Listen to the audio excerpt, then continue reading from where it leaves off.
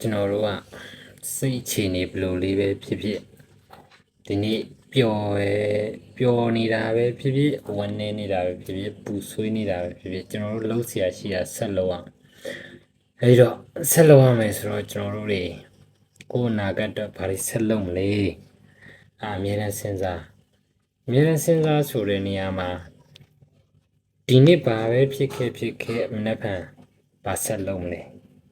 ရှေ့ဆက်ပြီးဘယ်လိုသွားကြမလဲဒါတွေကကျွန်တော်တို့မရှိမဖြစ်စဉ်းစားတဲ့အရာတွေဗီဒီယိုရိုက်မယ်ဆိုရင်လည်းပျော်နေတာပဲဖြစ်ဖြစ်ဝမ်းနည်းနေတာပဲဖြစ်ဖြစ်ရိုက်ဖြစ်အောင်ရိုက်ပါဒီနေ့